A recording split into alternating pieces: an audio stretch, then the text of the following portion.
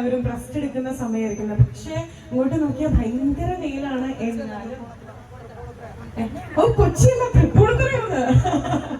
അപ്പൊ പക്ഷെ തൃപ്പൂണിത്തുറ അങ്ങനെയല്ല എന്നുള്ളത് മനസ്സിലായിട്ടോ. അത് ഏറ്റവും അത് എടുത്തു പറയണം. തൃപ്പൂണിത്തുറക്കാർക്കുള്ള ഒരു സ്പെഷ്യൽ കൈരളി നമുക്ക് തുടങ്ങാം. കൈരളി സ്റ്റോബൽസ് ആൻഡ് ഹോം ഇന്റീരിയേഴ്സ്. എനിക്ക് ശരിക്കും പറഞ്ഞ ഒരു കുറ്റബോധം മാത്രമേ ഉള്ളൂ, തങ്കച്ചൻ ചേട്ടനെ പരിചയപ്പെടാനായിട്ട് വൈകിപ്പോയല്ലോ. അപ്പൊ തങ്കച്ചൻ ചേട്ടാ, ഇവിടെ എനിക്കല്ല ഫാൻസ്. സ്റ്റാർ മാജിക്കിലും തങ്കൂരാണ് ഫാൻസ്, ഇവിടെയും ഈ തങ്കൂരാണ് ഫാൻസ്. അപ്പൊ ബഹുമാനപ്പെട്ട ഒരുപാട് ഇഷ്ട വ്യക്തിത്വങ്ങളുണ്ട്, അതുപോലെ തന്നെ നല്ല മനസ്സിൽ ഒരുപാട് പേരുണ്ട്. അതോടൊപ്പം എടുത്ത വലിയൊരു നന്ദി പറഞ്ഞു തുടങ്ങുകയാണ് നമ്മുടെ തങ്കച്ചൻ ചേട്ടൻ്റെ അടുത്തും അതുപോലെ തന്നെ മനോജ് ചേട്ടൻ്റെ അടുത്തും വിനോദേട്ടൻ്റെ അടുത്തും. കാരണം ഇനോഗ്രേഷന് ലക്ഷ്മി മതി എന്നുള്ളൊരു തീരുമാനം. ആൻഡ് ഒരുപാട് ചിരിച്ച മുഖങ്ങൾ ഇങ്ങനെ എന്റെ മുന്നിൽ കണ്ടുകൊണ്ടിരിക്കുകയാണ്. ആൻഡ് ഒരു രസകരമായിട്ടുള്ള ഒരു കാര്യം പറയാം കേട്ടോ. അതായത് ഇന്നലെ എനിക്ക് പരിപാടി ഉണ്ടായിരുന്നു. അറ്റ് ദ സെയിം ടൈം പുത്തൻകുരിശാണെങ്കിലും അല്ലെങ്കിൽ തൃപ്പൂണിത്തുറ ഈ ഭാഗമാണെങ്കിലും നമ്മുടെ പുത്തൻകുരിശിലെ നമ്മുടെ കൈരളി ആണെങ്കിലും എല്ലാം എനിക്ക് ഭയങ്കര ഫെമിലിയറാണ്. എങ്ങനെ ഞാൻ എപ്പോഴും പറയാ, അതായത് അത് ഞാൻ കൊച്ചി എന്ന് പറയും കേട്ടോ. ഞാൻ നേരം സണ്ണുള്ള കൊച്ചി, ഞാൻ സൂര്യൻ വന്നിട്ടുള്ള കൊച്ചി അധികം കാണാറില്ല. കാരണം വെളുപ്പാങ്കാലത്ത് ഒരു 5:30-6 മണിയാകുമ്പോൾ ഇരുട്ടായിരിക്കും. ആ സമയത്ത് ഞാൻ ഷൂട്ടിന് പോകും. രാത്രിയാവുമ്പോ വീണ്ടും ഇരുട്ടാവുമ്പോൾ ഷൂട്ട് കഴിഞ്ഞ് ഹോട്ടൽ റൂമിലേക്ക് വരും.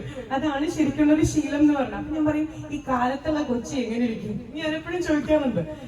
ഇന്നലെ ഫ്ലവേഴ്സിലൊരു പ്രോഗ്രാം ഉണ്ടായിരുന്നു, ഒരു ഇവന്റ് ഉണ്ടായിരുന്നു. ആ സമയത്ത് ചേച്ചിക്ക് അറിയാം അല്ലേ?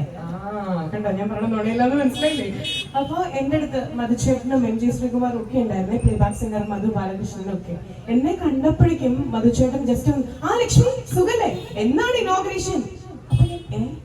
അല്ല, എന്നാണ് ഇനോഗ്രേഷൻ? എന്താ മധുചേട്ടാ?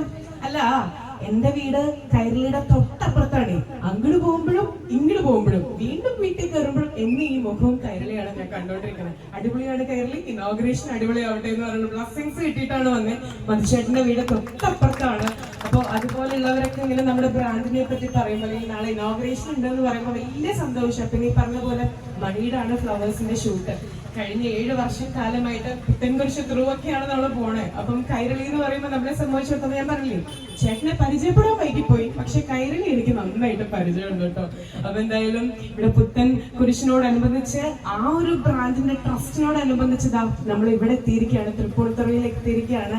ഇനി കൊച്ചി നഗരത്തിൽ ഉടനടി തന്നെ എത്തും, മറ്റുള്ള ജില്ലകളിലേക്കും അങ്ങനെ തൃശ്ശൂരിലേക്കും അങ്ങനെ എല്ലാ ജില്ലകളിലേക്കുമായിട്ട് കൈരളി ഞങ്ങളുടെ പേര് പോലെ തന്നെ വളരട്ടെ. പിന്നെ ഇന്ന് കൈരളിയോടുള്ള ട്രസ്റ്റ് കൊണ്ടും അതുപോലെ തന്നെ നമ്മുടെ എല്ലാവരോടുള്ള ഇഷ്ടം കൊണ്ടും ഒരുപാട് പേര് വന്നിട്ടുണ്ട്. അവിടെയൊക്കെ വെയിലത്ത് നിൽക്കണം കണ്ടോ, ഇവൻ കുഞ്ഞു വാവ വരെ എടുത്തിട്ടൊക്കെ ഒരുപാട് സന്തോഷം കേട്ടോ. അപ്പൊ എല്ലാവരുടെ കൂടെയും ഫോട്ടോ എടുത്തിട്ടേ ഞാൻ പോകുള്ളൂ, അത് എന്റെ വാക്കാണ്. കാരണം നിങ്ങൾ എത്ര നേരം വെയിറ്റ് ചെയ്തില്ലേ, അപ്പൊ പിന്നെ നമ്മൾ ഫോട്ടോ എടുക്കാൻ വേണ്ടി നിൽക്കണ്ടേ.